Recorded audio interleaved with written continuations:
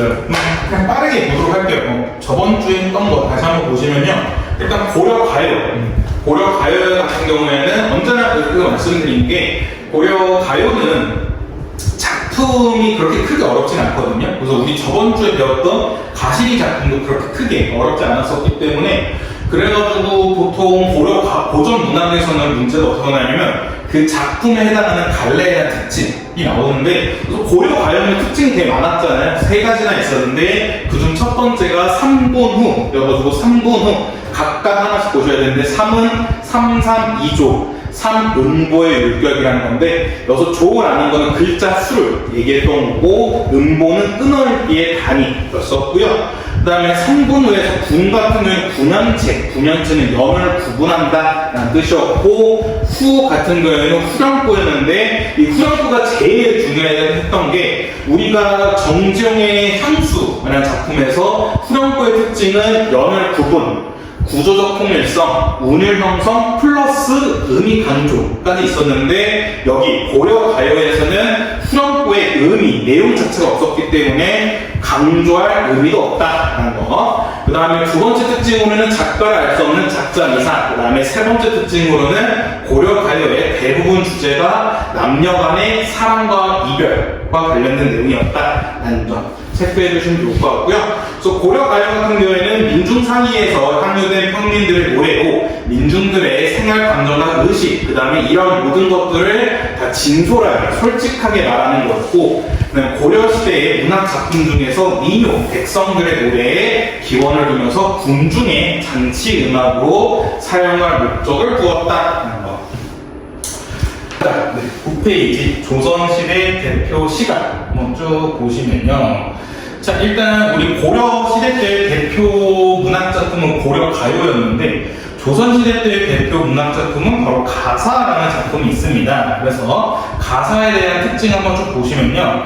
가사는 조선 초기에 나타난 시가로 운율을 가졌지만 서사의 내용을 담고 있으며 주로 조심하셔야 되는 게 우리 앞에서 고려하면 3음보였지만 가사는 4음보입니다. 다시 한번 음보라는 건 끊어읽기의 단위였죠. 그래서 고려 가요 같은 경우에는 3 단위로 끊어서 읽었지만 가사 같은 경우에는 4 단위로 끊어서 읽는다는 거였고요. 그러니까 무엇보다 행수의 제한이 없습니다. 행수는 글자, 문장 수거든요.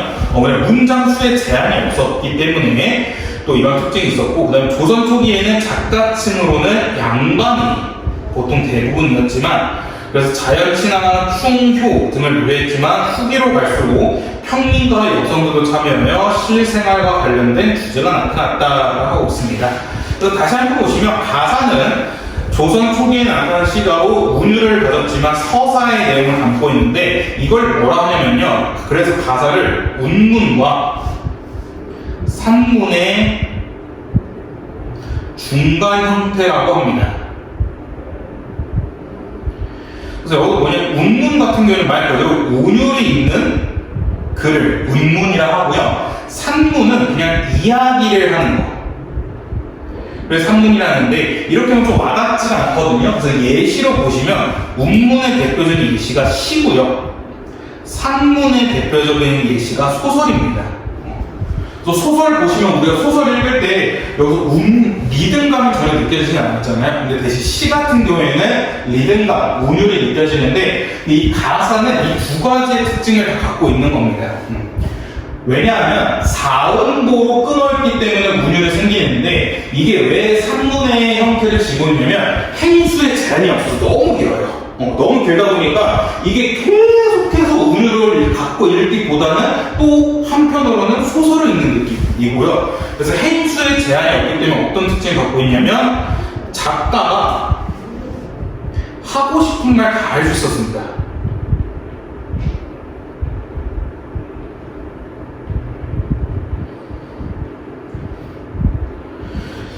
그러니까 뭐 시나 고려 가요 같은 경우는 좀 수 제한이 있어서 행수의 제한이 있어서 자기가 다 하고 싶은 말을 다 하지 못했는데 가사 같은 경우에는 이런 제한이 없었기 때문에 그냥 자기가 하고 싶은 말 쫙 다 얘기하면서 줄줄줄 얘기하는 게 바로 가사의 첫 번째 특징이다라는 거 보시면 좋을 것 같고요. 그래서 정리하자면 가사 같은 경우에는 음문과 산문의 중간 형태를 띠고 그 다음에 사음보에 끈얼기를 지니고요. 그 다음에 행수에 제한이 없었기 때문에 작가가 하고 싶은 말 다 할 수 있었다라는 거 보시면 좋을 것 같고, 근데 여기까지만 끝나면 참 좋을 텐데 가사 같은 경우에는 이 작가층별로 딱 확실하게 뚜렷한 특징을 보여주거든요.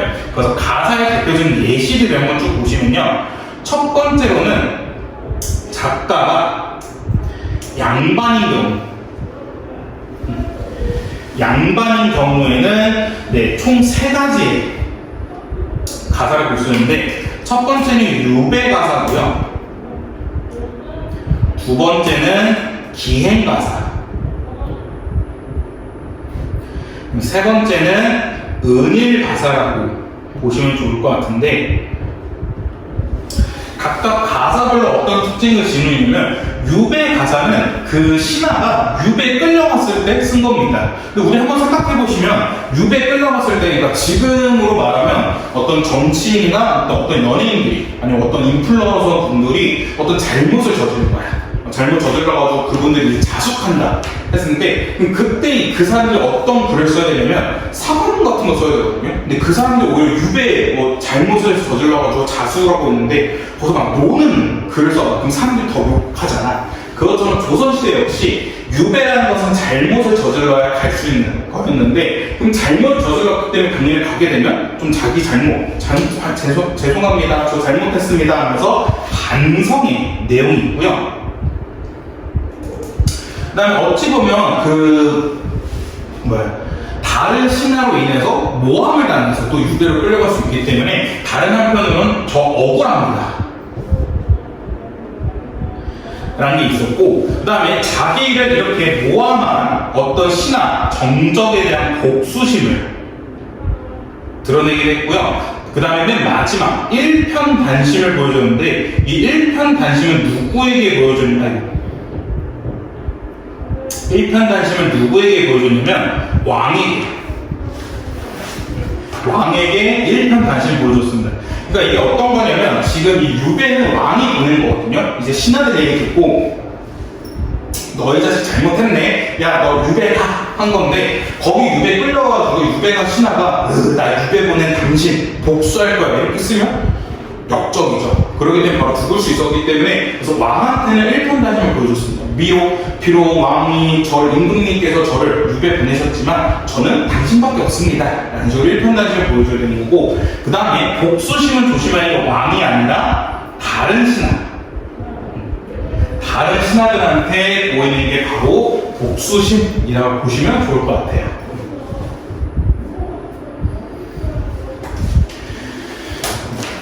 그 다음에 기행가사는 뭐냐면, 기행가사는 여행 가서 느낀 점입니다. 그래서 지금으로 보시면 기행가사는 여행 브이로그 생각하시면 돼요. 여행 가서 어떤 거 좋았다, 또 어디 경치가 너무 좋았다, 아니면 어디 음식이 너무 맛있더라, 이런 식으로 그냥 여행 브이로그를 찍는 게 바로 기행가사이고요. 그 다음에 가사에서 가장 중요한 게 바로 이 3번 은일가사입니다. 은일가사가 너무나도 중요한데, 은일가사는 자연친화, 그러니까 자연 너무 좋다, 플러스 임금님 감사합니다.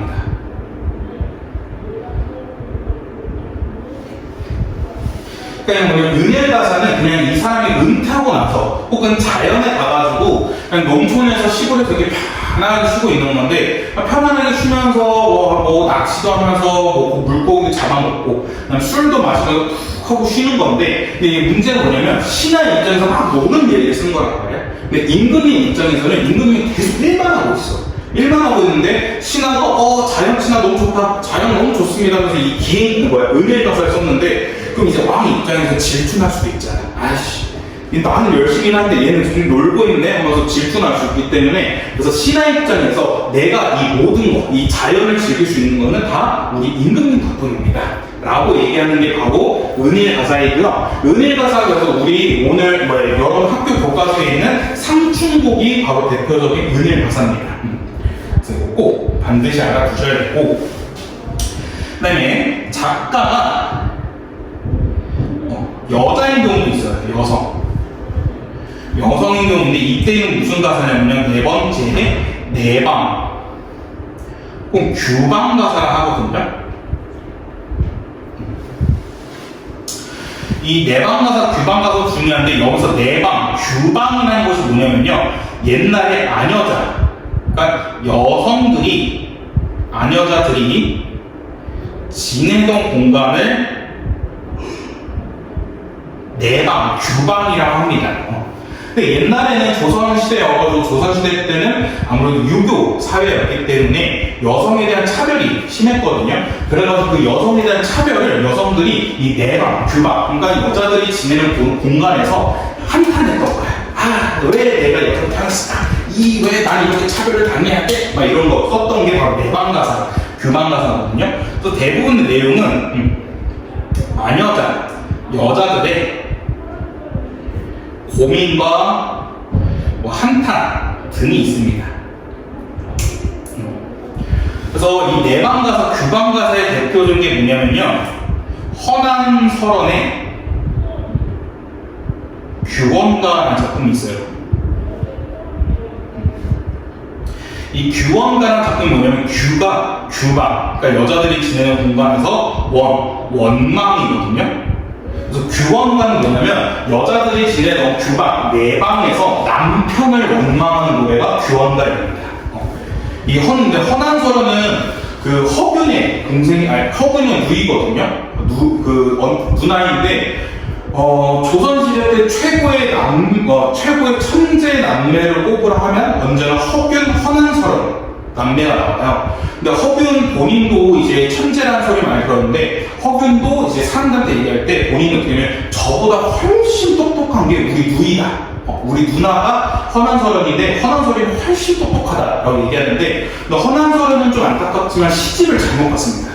시집을 잘못 가가지고 그러니까 너무 천재 소리를 들었거든요. 그래서 이 허난설원의 아버지도 되게 열려있던 분이에요, 다행히. 그래서 이분이 어떻게 했냐면 허난설원한테 너가 아무리 여자를 하더라도 너도 배워야 된다 해가지고 똑같이 허균이랑 교육을 시켜줬대요.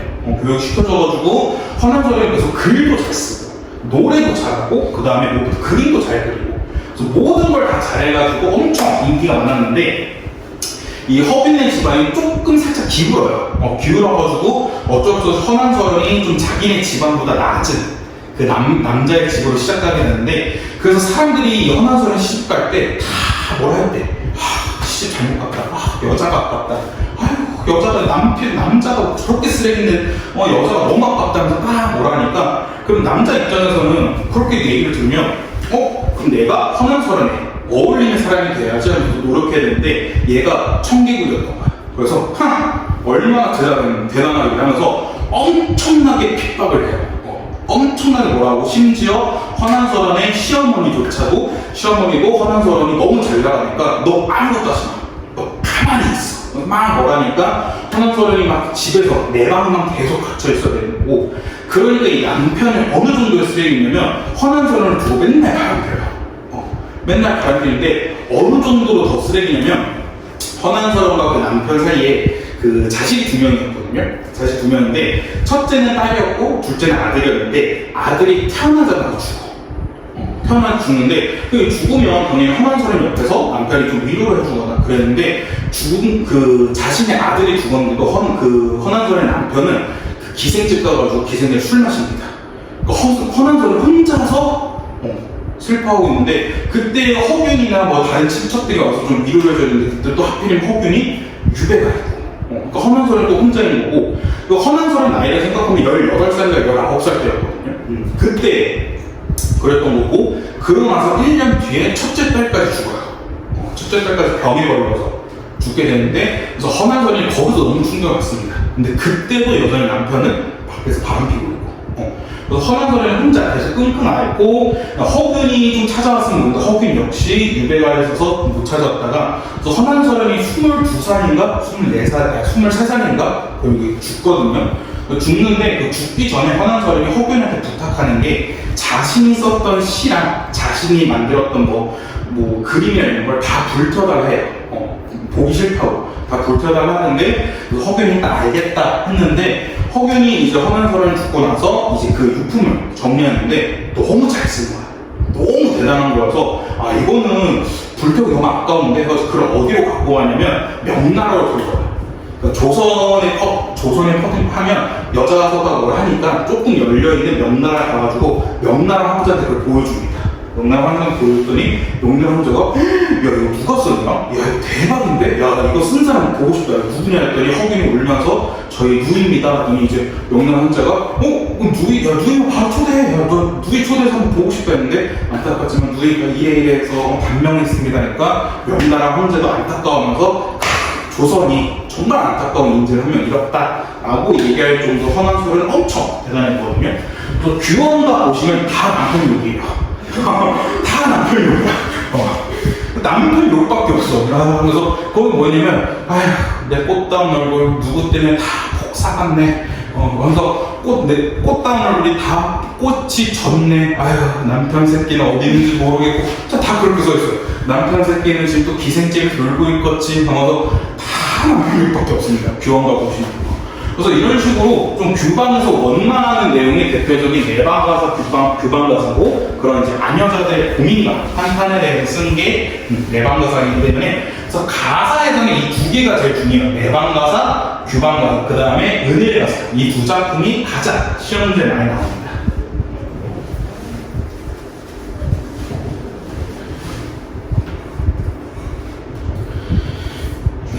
그래서 이거 되게 가사는 그래 쉬운 게요. 가사는 이게 어떤 가사인지만 알고 있으면 내용이 뻔해요. 왜냐면 갑자기 유배가사인데 유배가사에서 갑자기 자연친화 얘기하진 않거든요.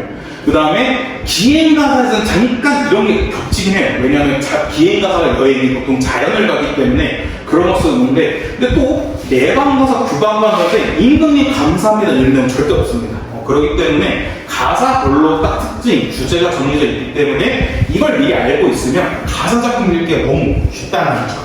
알고 계시면 좋을 것 같고 또 우리가 같이 볼 작품이 바로 정극인의 상충곡이라는 작품인데요. 이건 이제 교과서에 있는 작품이기 때문에 한번 미리 선행한다고 보시면 좋을 것 같은데 일단 상충곡, 이름 한자부터 하나 뜯어보면 뭐냐면요. 일단 춘은 봄입니다. 곡은 노래를 얘기하고요. 상은 뭐냐면 감상하다예요. 그래서 상충곡의 내용은 뭐냐면요. 그냥 단순합니다. 봄을 감상하는 노래입니다.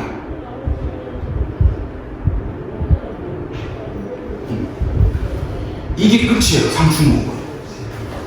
어려운 게 없습니다. 그래서 상충곡에서 뭐 화자의 정서라든지 뭐 분위기, 주제가 어떠냐 그냥 봄을 감상하고 봄 감상해서 너무 행복해한다 이거밖에 없습니다. 그래서 우리 생각하면 봄에는 보통 꽃놀이 가잖아요. 그래서 얘도 똑같이 꽃놀이 가요.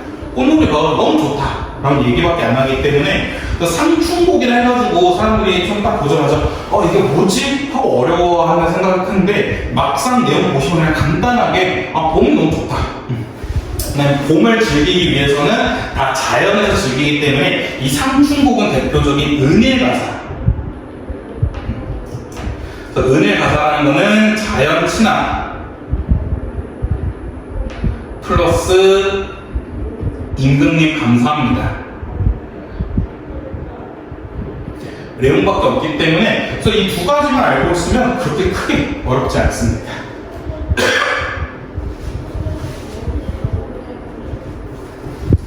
자, 그러면 한번 본문을 빠르게 보도록 할게요. 본문 보시면 홍진의 무친 분내 인의 생애 어떠한고 하고 있는데 여기서 제일 또 중요한 단어는 홍진이라는 단어거든요. 홍진이라는 단어도 형광판 꼭 체크하시고 반드시 알아두셔야 되는데 홍진이라는 건 대표적인 속세 세상을 뜻하는 말입니다. 그래서 이건 진짜 제가 100% 확실히 말할 수 있는 게 뭐냐면 고전 문학에서 홍진 나오잖아요. 무조건 부정적인 거예요. 무조건 안 좋아요. 왜냐면 고전 문학에서는 대부분 속세, 세상 같은 걸 부정적으로 보고 이런 속세와 세상에서 멀어진 자연을 되게 좋게 보기 때문에 홍진이라는 거는 대부분 안 좋은 거고요. 그 다음에 이 홍진이 뭐냐면 홍이 붉을 홍, 이 진이 먼지 진자거든요. 그러니까 이게 왜 속세, 세상에 나타내는 부정적인 뜻이냐면 옛날에 그 도적대에서 홍건적이 있었는데 그 홍건적들이 막 말을 탁탁탁 따라오면 먼지가 엄청났대요. 먼지가 엄청나고 또 그 사람들이 홍건적이기 때문에 빨간 두건을 쓰고 다녔었는데 그 사람들이 마을을 한번 휩쓸고 가면 뭐 사람들이 다 죽거나 모든 걸 다 빼앗겼기 때문에 그래서 보통 붉은 먼지가 이렇게 이르면 사람들이 겁부터 먹고 어떻게 홍건적인 거 그랬었는데 그래서 그걸 나타내는 홍진은 대부분 부정적인 거 하는 거고 또 다른 팁은 이 진이라는 한자 있잖아요. 진이라는 한자 들어가면 무조건 안 좋은 거. 얘도 고정문항에서 얘가 들어가면 다 안 좋습니다. 왜냐면 먼지란 뜻이기 때문에 그래서 그거 알아두셔야 되는데 그래서 홍진에 묻힌 분내라는 건데 분내라는 거는 홍진에 묻힌 사람들이야 하고 온 거야. 그러니까 속세에 사는 사람들아 이내 생에 어떠하고 내 생활이 어때? 라고 물어보고 있는 겁니다. 이 사람은 지금 자연 속에 있기 때문에 야 속세 사는 사람들아 너네 행복하냐? 그럼 내 삶은 어떤 것 같아? 라고 하고 있는 거고요. 그래서 옛사람 풍류에 미칠까 못 미칠까라는 건데 옛사람 풍류라는 거는 옛사람들이 행복했던 거. 근데 보통 이때 다 옛사람들이 자연 속에 살았던 사람들이거든요. 그러니까 자연 속에 살았던 사람들에게 내가 미칠 수 있을까? 미칠 수 없을까? 라는 건데 이거는 서리법을 썼기 때문에 옛사람만큼 즐기고 있다. 라는 식의 자부심을 드러내고 있습니다. 속세 너네 행복하냐? 근데 내가 더 행복할걸? 하면서 자신의 자부심을 드러내고 있는 게 바로 시작 부분이고요.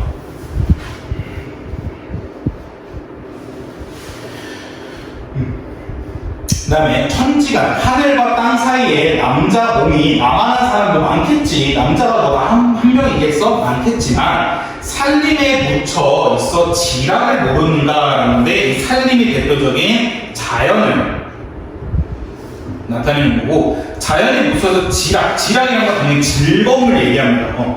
이 즐거움을 모르겠느냐? 나는 그 즐거움을 즐기고 있다 라고 얘기하고 있고 그 다음에 수간모옥이라는 건 뭐냐면 3칸짜리 그 초가집이거든요. 그래서 보통 수간모옥이라는 거는 되게 자연 속 소박한 삶을 얘기합니다.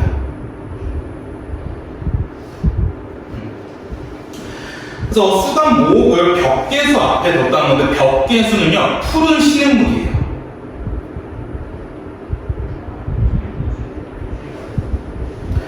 저도 부러워요. 저도 보면 앞에는 시냇물이 졸졸졸 흐르고 있고 그 다음에 자기는 3칸짜리 딱 집을 갖고 있다는 거니까 진짜 좋은 데서 편안하게 잘 살고 있는 거거든요. 그래서 수간모옥을 내가 3칸짜리 집을 벽계수 앞에 그러니까 푸른 시냇물 앞에 두고 있고 송죽 물루리에 풍월 주인이 되어 있어라 하는데 송죽이라는 거는 이제 대나무 막 쭉 뻗어 있는 건데 거기에 내가 풍월 주인이 되어 있다 해가지고 나는 바로 자연의 주인이다. 그러니까 나는 자연을 엄청 잘 즐기고 있다 라고 얘기하고 있고요. 그 다음에 엊그제 봄이 지나 새 봄이 들어온 겁니다. 그래서 이제는 봄이 들어왔기 때문에 봄 얘기를 하는 겁니다. 그래서 계절적 배경이 봄을 체크할 수 있고 새 봄이 돌아오니 동화, 행화는 석양 속에 피어있다라는데 이건 둘 다 꽃이거든요. 꽃인데 대신 여기서 반드시 또 체크해야 되는 게 도화입니다. 도화. 도화라는 한자도 꼭 알고 계셔야 되는데 도화라는 꽃은 복숭아 꽃이거든요.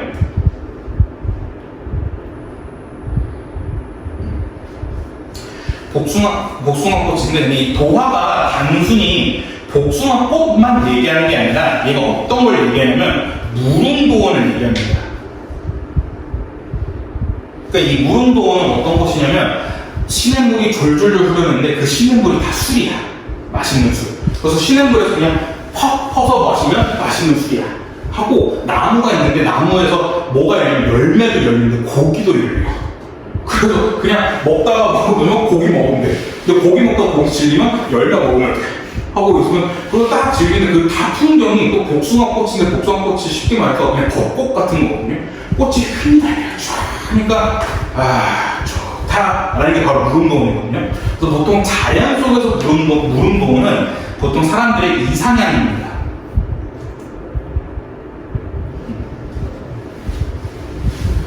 그 자기는 지금 무릉도원에 있다는 거야. 엄청나게 좋다라고 얘기하고 있는 거고, 그다음에 도와, 해화는 각 석양 속에 피어있고, 녹양, 방초는 가랑비 속에 푸르도다라고 얘기하고 있습니다. 그래서 여기서도 체크할 수 있는 게 뭐냐면, 도와, 해화는 빨간색이거든요. 빨간색 꽃을 얘기하는데, 그 밑에 있는 녹양, 방초는 푸른색이랍니다. 그래서 여기서 체크할 수 있는 게 색채 대비 체크할 수 있고요. 그 다음에 여기서 또 표현 방식은 대꾸법 체크할 수 있습니다. 근데 이것도 무조건 알고 계셔야 되는 게 고전 문화, 특히 가사에 99%는 대꾸법이 무조건 나와요. 대꾸법이라는 건 유사한 문장 구조를 반복하는 건데, 그러니까 여기서 뭐라 하냐면 뭐뭐는 뭐뭐고 뭐뭐는 뭐뭐다 이런 식으로 문장 구조가 비슷한 건데, 이걸 바로 유사 동사 구조 반복이라서 대꾸법이라는데, 대꾸법은 무조건 알고 계셔야 되는 게 고전 문화, 특히 가사에서 99% 이상은 다 대꾸법이 나옵니다. 그래서 고전 문화 가사가 되게 쉬운 거예요. 왜냐하면 표현상 특징이 별로 없어요. 표현상 특징이 대꾸법이나 이런 게 무조건 나오다 보니까 이게 표현상 특징 문제를 출제하더라도 되게 쉽게 맞출 수 있고, 그래서 뭐라 하냐면 너무 아름다우니까 그것이 칼로 마름질을 했느냐 아니면 붓으로 그렸느냐 라는 식으로 또 대꾸법 쓰고 있는 거고, 그 경치가 너무 아름다우니까 마치 누가 칼로 이렇게 조각한 것 같다, 아니면 누가 붓으로 그린 것 같다 라는 정도 너무 아름답다는 얘기하는 거고, 그 다음에 조화신공이 물물보다 헌사롭다라고 하고 있는데, 이 조화신공은 바로 조물주를 얘기하는 거고, 조물주라는 건 이 모든 물을 만든 건데, 그러니까 이 경치를 조물주가 만들었다는 거죠. 하늘이 만들었다는 건데, 그 하늘이 만들었던 게 헌사롭다라는데, 헌사롭다가 지금 우리말로 하면 야단스럽다거든요. 이거 언제나 조심해야 되는 게, 지금 야단스럽다는 되게 부정적인 뜻이잖아. 근데 고전 시가에서 야단스럽다는 되게 좋은 뜻입니다. 하나의 예찬의 뜻이에요.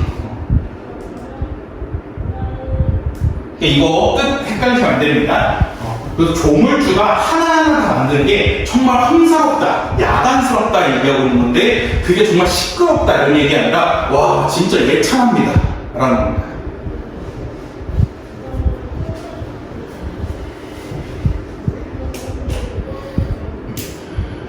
뭐라면 또 숯불에 우는 새는 춘기를 못 내겨 소리마다 교태로다 하고 있는데, 그러니까 새가 운답니다. 새가 우는데 얘가 왜 우냐면 봄의 기운을 못 견뎌서 운대요. 그러니까 봄이 너무나 좋으니까 얘가 좋은 의미에서 틱틱틱틱틱 한다는 겁니다.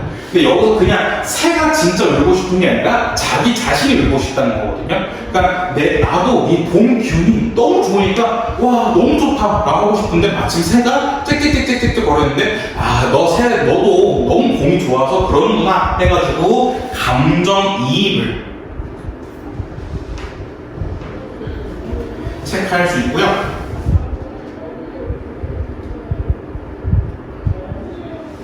무라일체언이 흥인들 다르겠느냐 해서, 무라일체라는 거는 쟤랑 나랑 다 똑같다라는 건데, 그러니까 새랑 나랑 똑같은 몸인데 즐기는 게 즐거움이 다르겠느냐, 똑같다라고 얘기하고 있는 거고, 그 다음에 사리문에 걸어보고 정자에 앉아보는 겁니다. 그러니까 얘가 이제 정자로 간 겁니다. 화자의 위치. 정자라는 것은 벤치 같은 거 생각하면 되는데, 벤치에 가서 이제 쫙 쉬고 있는 건데, 소요 음영하여 살이 적적한데 하고 있는데, 소요 음영이라는 건 그 옆에 써 있는 것처럼 여유롭게 천천히 거들며 실을 읊조리고 있는 거거든요. 그러니까 지금에서는 왜 실을 읊조리지 하고 있는 건데, 그냥 지금 우리가 어떤 느낌을 생각하냐면 너무 좋으니까 노래 부르는 겁니다. 노래 자연스럽게 막 따라하고 노래 부르는 거고, 한중 진미를 알리 없이 혼자보다, 그러니까 진이라는 거 뭐 그런 거 되게 좋은 맛이잖아요. 그래서 여기서 제일 좋은 것을 아는 사람이 나밖에 없다. 그러니까 내가 이 모든 걸 즐기고 있다 라고 얘기하고 있고, 그래서 뭐라냐면 이봐 이웃들아 해가지고 지금 청자가 존재하고 있는 거고, 말을 건네는 방식을 쓰고 있습니다. 근데 이 이웃들한테 뭐라냐면 산수 구경 가자 합니다. 그러니까 우리 소풍 가자라고 얘기하고 있는데, 산수 구경을 가자 함으로써 작품의 공간적 배경이 확대됩니다.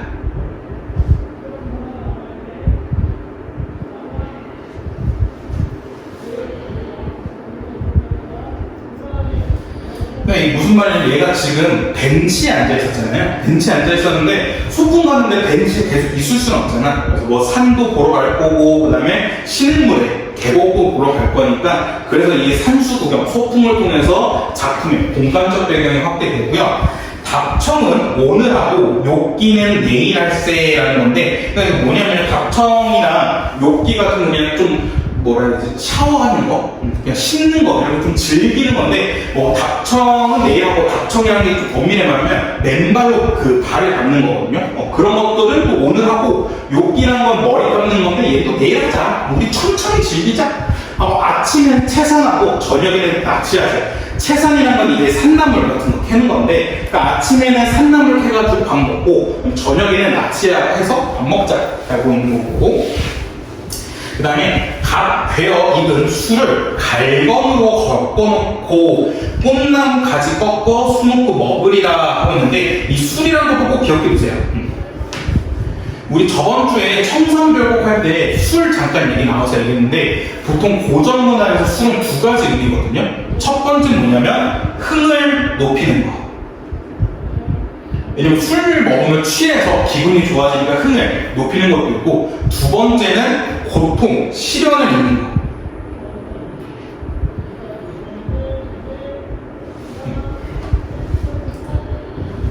하는 거 있는데, 여기서는 고통이 안 나왔잖아요. 그렇기 때문에 여기서 말하는 술은 흥을 높이기 위해서 먹는 술이다라는 거 보시면 좋을 것 같습니다.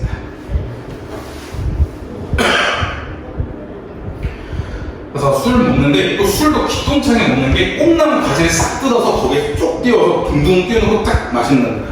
기똥차게 마시죠. 그 다음에 화풍이 번득 불어 목수를 건너오니 청향은 장해지고 낙궁은 오세진다라는 건데, 그러니까 청향이라는 거는 푸른 향이 또 심지어 술에 쫙 담겨있대요. 그러니까 술 마시는데 이 푸른 소나무의 냄새가 안 나는 거고, 낙홍이라는 거는 꽃이 붉은색, 그런 것들을 얘기하는 건데, 그게 옷에 물들고 있다는 겁니다. 그러니까 얼마나 잘 즐기고 있는지 얘기하고 있는 거고, 그 다음에 술동이 비었으니까 술을 다 마셨으면 나에게 말해라. 소동아이라는 건 조금 이제 심부름꾼인데, 심부름꾼한테 시켜가지고 술을 다 갖고 오겠다 라고 얘기하고 있는 거고, 그 다음 페이지 10페이지 보시면, 어른은 막대를 짚고 아이는 술을 내고 미음 완보하여 시냇가에 혼자 앉아야 됩니다. 그러니까 미음 완보 역시 노래를 부르면서 천천히 걸어가는 건데, 그러니까 얘네가 이제 정자 산을 구경하다가 이제 시냇가로 이동한 거예요. 화자의 위치, 공간 이동했다는 걸 체크할 수 있고요.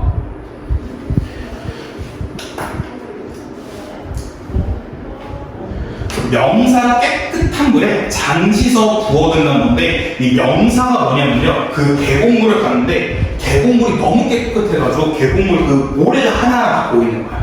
그래서 그 정도로 깨끗한 물에 잠시서 부어들고 청류를 굽어보니 떠오나니 도화로다 하고 있습니다.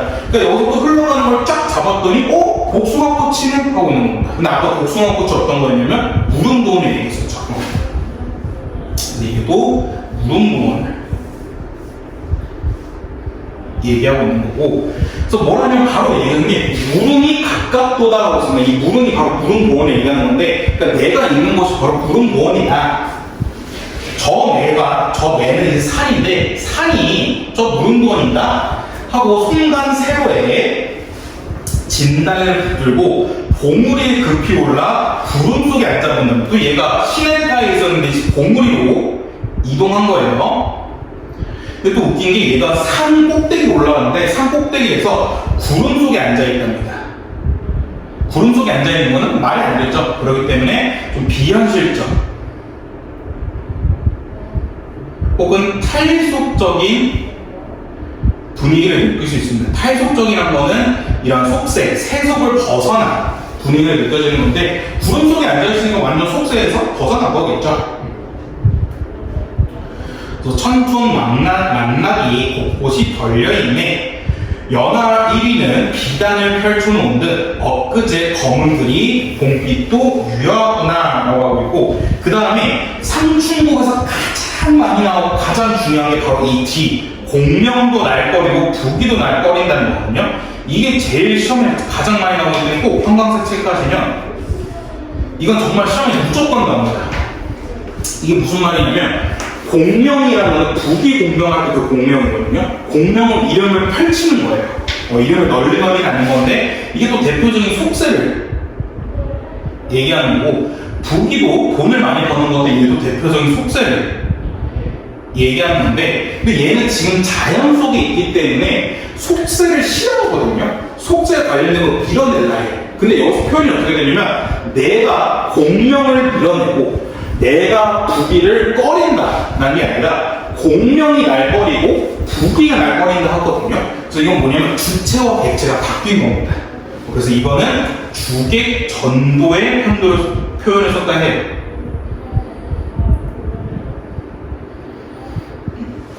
원래는 내가 공명, 부기를 꺼린다 라고 써야 되지만 이것보다는 조금 문학적인 의미, 강조를 하기 위해서 공명도 날거리고 부기도 날거린다 라는 식으로 주객 전도의 표현을 써서 나타낸 거고요. 하고 청풍명월 외에 어떤 것이 있겠는가. 청풍명월은 대표적인 자연인데 자연 말고 내가 또 다른 친구가 뭐가 있겠느냐.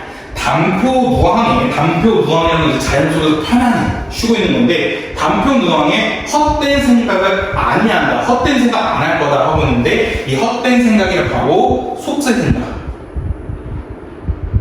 그래서 난 속세 생각 안 할 거야 라고 얘기하고 있는 거고, 마지막에 뭐냐면 암호타, 좋다, 백년 행락이 이만한들 어쩌래. 백년 행락이란 뭐냐면 100년 동안 즐길 수 있는 행복을 얘기하는 건데, 100년 동안 즐길 수 있는 행복이 이만하면 얼마큼 좋겠느냐 라고 얘기하고 있는데, 얘를 마지막 보시면 암호타 끊고 100년 행락이 끊고 이만한들 끊고 어찌하리 끊고 이런 식으로 총 4음보를 보여줍니다.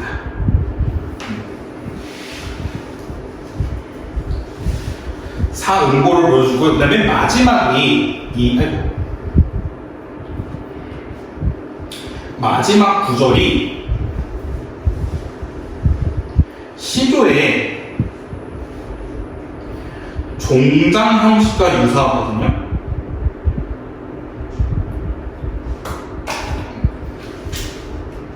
그러니까 시조의 종장 형식이라는 게 뭐냐면, 시조 종장이 첫 음보는 맨 앞인데 첫 음보는 세 글자여야 됩니다.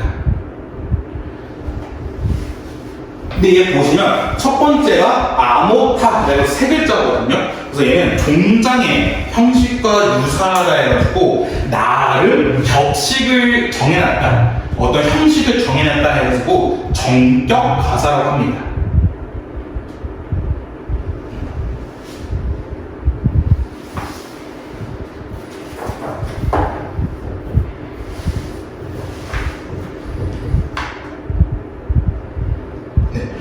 이거 말고는 상충곡 끝.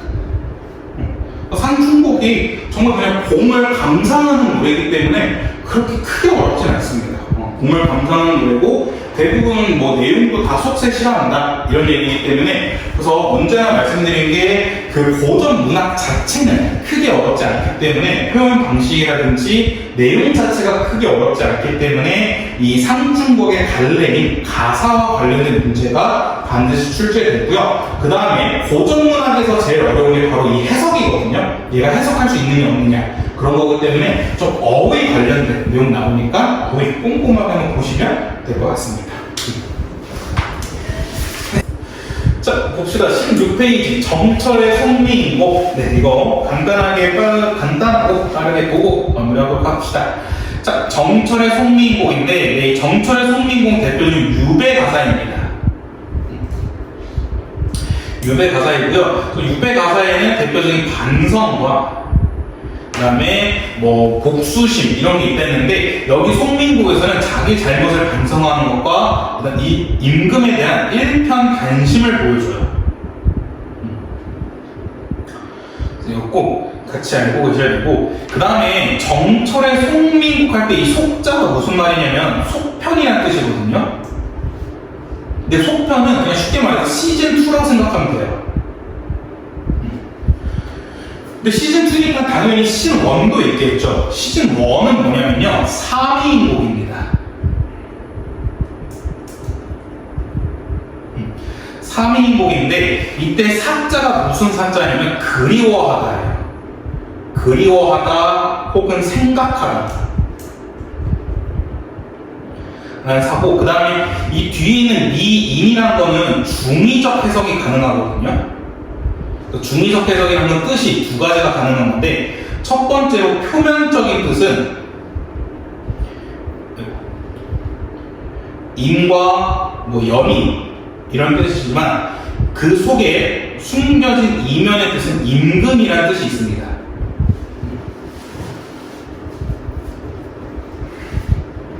그래서 3위인곡이라는 게 뭐냐면 그러니까 아름다운 사람을 그리워하는 건데 이 아름다운 사람이 임과 연인을 나타내는 건데 그 속뜻으로는 임금이기 때문에 임금을 그리워하고 임금을 생각하는 노래가 바로 3위인곡이고요. 근데 이 3위인곡에서 끝나는 게 아니라 하나 더 만드는 게 송미인곡, 속편이어서 시즌2 그래서 송미인곡인데 3위인곡과 송미인곡 둘 중에 더 문학적 가치가 높은 건 송미인곡이에요.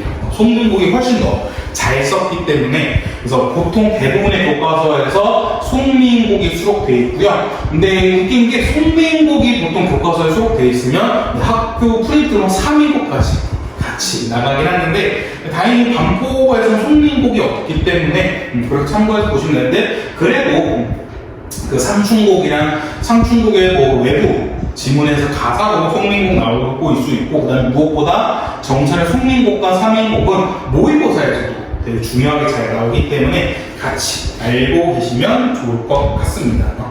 그래서 송민곡과 3인곡이 있고요. 그 다음에 또 하나 추가적으로 좀 알고 계시면 좋은 게 뭐냐면 여기서 화자는 여성입니다.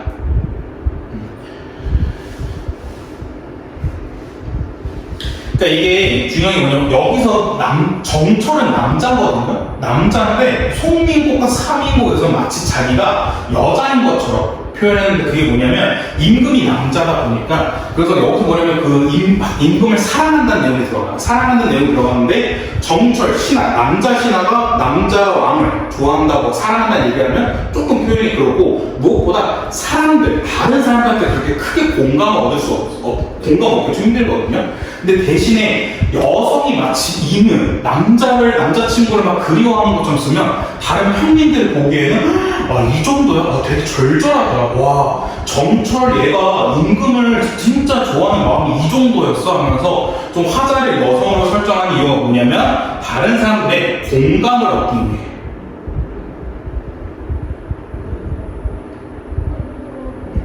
공감을 얻기 위해서 일부러 화자를 여성으로 설정했다는 거.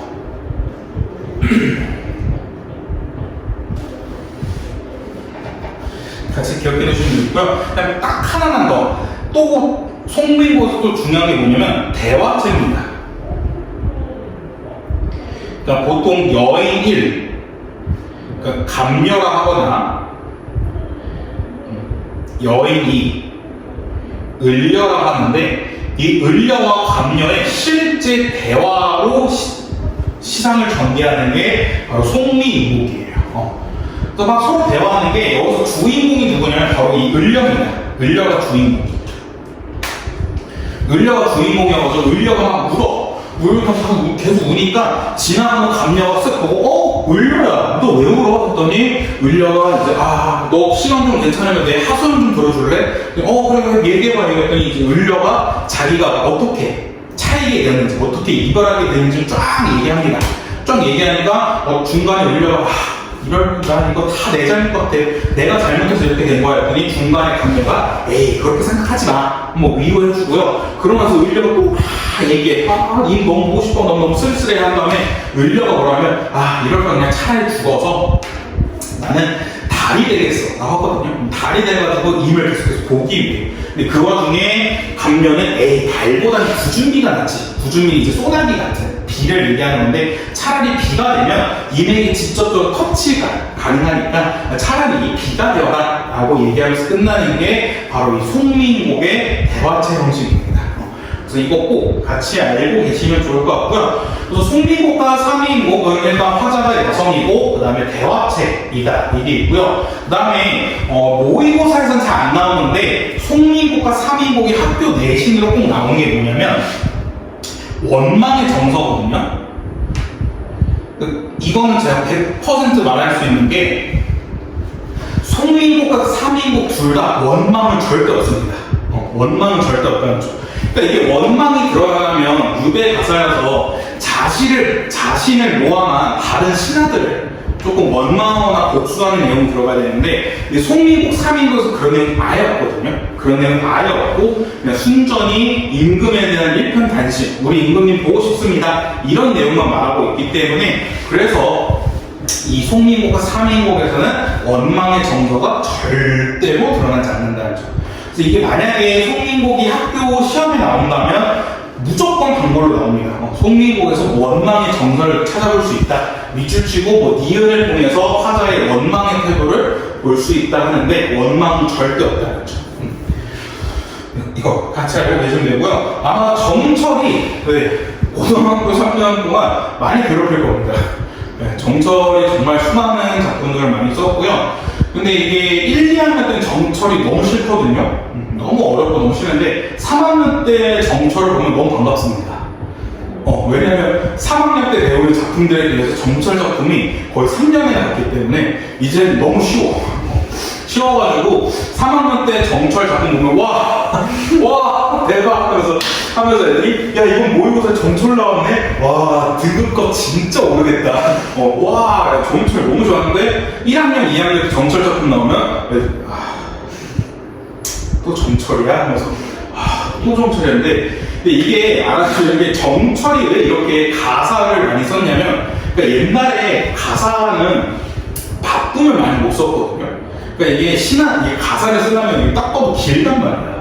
길기 때문에 보통 쓰기는 힘들어요. 그러니까 저도 친구가 이제 작곡하는 친구가 있어가지고 그 친구가 저한테 종종 작사를 좀 부탁하거든요.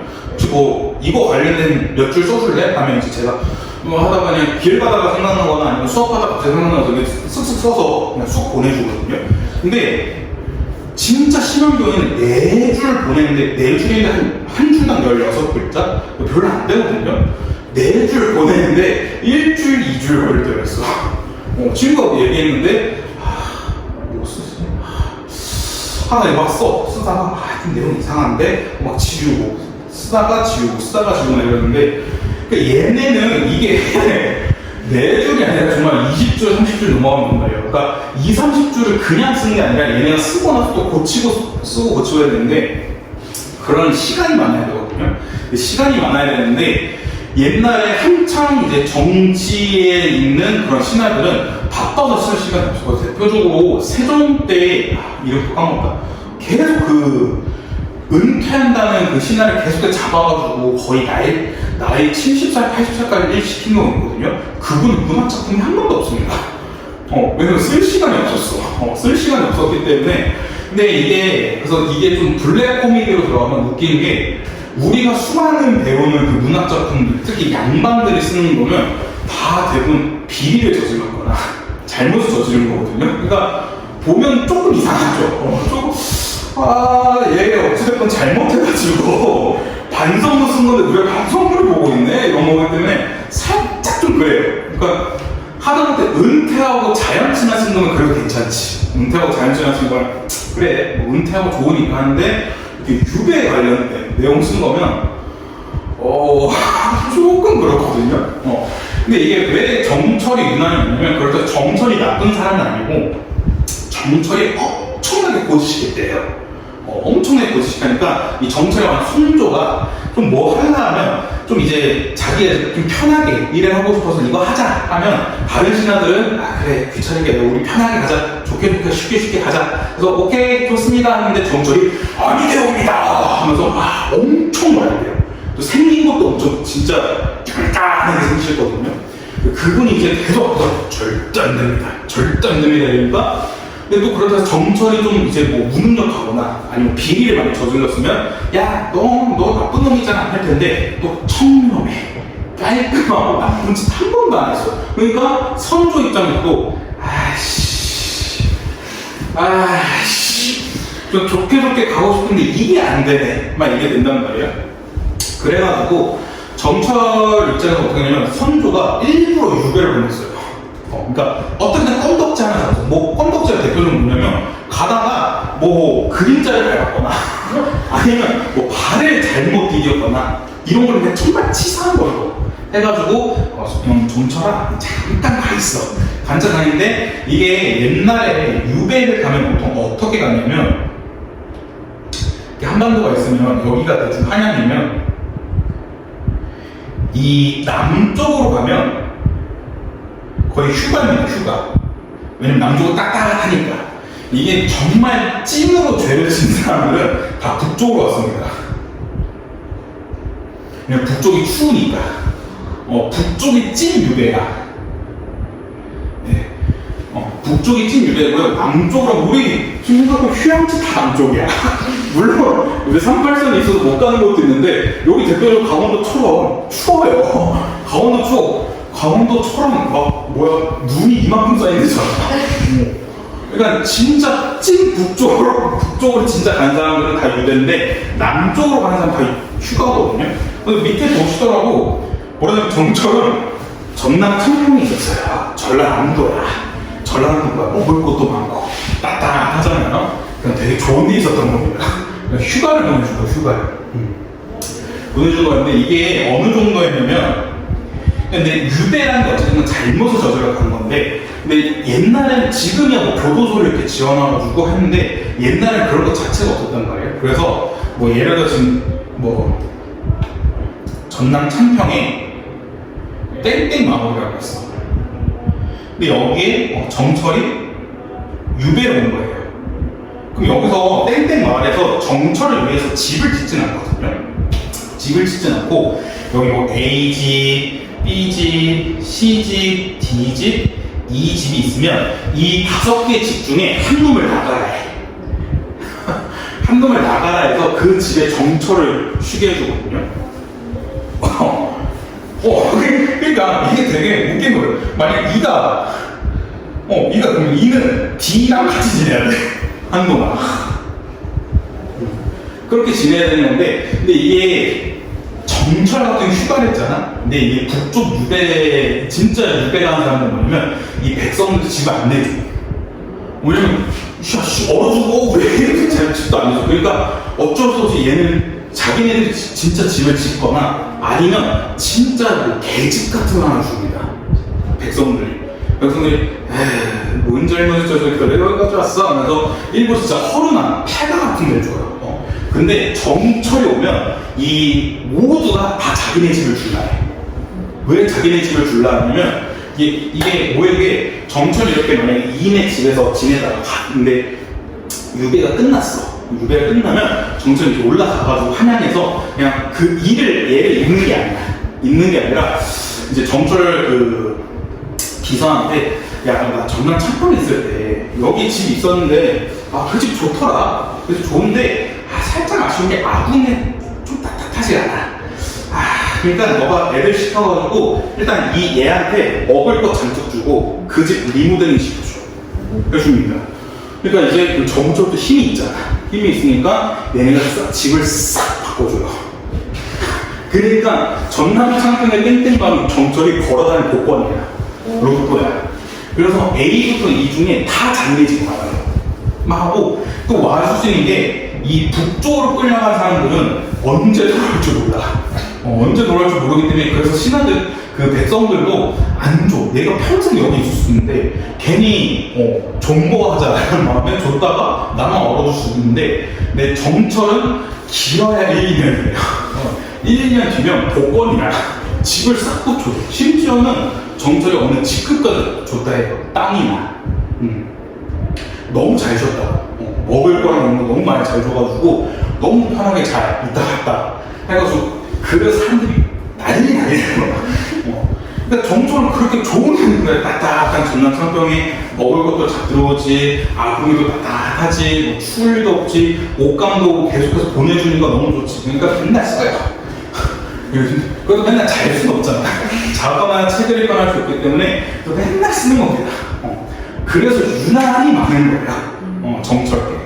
정철이 많은 거고, 그다음에 유배 가사가 그럴 때 정철 것만 있는 게 아니라 다른 사람들 것도 엄청 많아요. 다른 사람들 것도 엄청 많은데 그 중에 어떤 신화는 어떤 경우가 있었냐면 얘는 근데 살아있는 게 참 대단한 건데 아마 광해군대일 거예요. 광해군대 어떤 A라는 신화가 있었는데 이 광해군이 A라는 신화를 되게 좋아한 거예요. 되게 베끼고 좋아했었는데 근데 그 옛날에는 이제 파티하려면 천막을 쳐야 되는데 천막은 왕만 칠 수 있었거든요.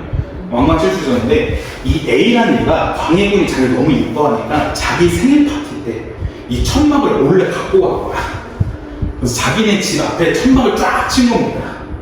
천막을 쫙 쳤는데 광해군이 근데 이걸 모르고 다른 신하들한테 야 A 신하 너 생일이지? 생일 잔치니까 야 그 천막 좀 빌려줘라 그런 겁니다. 근데 다른 사람들이 어떡하지 했더니 광해군이 뭔데 했더니 그 A가 이미 가져갔는데요 한 거야. 그 광해군이 이 광자가 미칠 거 아닙니까? 돌아버린 거죠. 야 그 새끼 잡아가지고 A 신하를 유배를 보냈는데 얘는 찐으로 여길 보냅니다. 네, 여길 진짜 찐으로 보내요. 또 얼마나 힘들겠어. 엄청 힘드니까 이 A 신하가 매일매일 유배가를 쓴 거예요. 막 잘못했습니다. 저 너무 보고 싶어요. 임금이 너무 보고 싶어. 매일매일 임금이 생각뿐이다 하는데 이걸 그냥 자기가 쓰고 간직하고 있는 게 아니라 이제 계속 한양에 보내는 거죠. 한양에 보냈더니 광해군이 맨날 앉는 거야. 여기서 사과문을. 그래서 맨날 보니까 광해군이 워낙 또 예뻐했던 일이고 그러니까 아이씨 고작 천막 때문에 또 북쪽으로 보낸 건 좀 그랬나? 좀 그런데 광해군이 다른 신하한테 야 얘 컴백 시키자 한 겁니다. 컴백 시키자 했더니 신하들 결국 안돼. 야 얘 엄밀하고 횡령한 거야. 횡령. 얘 안돼 도둑질한 거야 했더니 광해군이 몰라 그냥 데려와. 얘 보고 싶어. 야 얘 쓴 거 봐. 유배 가서 얘 쓴 거 봐. 얘 엄청 고생하고 있대. 엄청 힘들어해 했더니 사람들이 에휴 그래 데려와 해가지고 A 신하가 다시 컴백하. 그래서 더 유배 가서 많아졌어요. 더 많아진 거예요. 왜냐면 이렇게 반성문을 써서 올리면 누가 받아주지 않을까. 신하 그래서 임금이 이걸 보고 얘 고생하네. 다시 컴백시킬 수 있지 않을까. 라는 게 많았었기 때문에 그런 거고 얘는 딱 이 유배 북쪽 갔을 때 그 사람들한테 다 개무시가 났답니다. 무시 엄청 당해가지고 자기가 초가집 대충 지어가지고 보들보들 막 지내고 있었다가 이제 그거 하나로 역전을 하는. 그래서 이런 경우가 있기 때문에 그래서 우리가 유난히 유배 가서는 많아요. 유배 가서 많은데 왜 유배 가서인데 시험 문제 많이 안 나오냐? 내용이 좀 그렇죠. 왜냐면 어떤 잘못에 대한 사과문이기 때문에 반성문이기 때문에 이걸 굳이 학생들한테 많이 가르쳐야 될까라는 얘기가 있었기 때문에 그래서 별로 안 나오고 대신에 유배 가서처럼 말고 우리 앞에서 봤던 상충고처럼 상충고처럼 은혜 가사가 좀 많다는 거죠. 또 우리 중간에 관동별곡이라는 작품도 있는데 얘도 정철 거예요. 정철 많이 돌아다녔어 그래. 많이 돌아다녔어요. 그러니까 이 관동별곡은 그겁니다. 강원도 지역이나 저기 금강산 간 이야기 그걸 이제 자기가 여행 브이로그 찍은 겁니다. 여행 브이로그 찍는데 이렇게 여행 브이로그를 찍어도 괜찮은 게 정철은 이쁜 말 받았기 때문에. 그래서 우리는 유난히 정철 작품을 많이 배우고, 근데 지금 웃긴 게 정철 작품이 1, 2학년 좀 어렵지만 3학년 때 보게 된다면 너무 반갑다. 그것도 알고 계시면 좋을 것 같아요.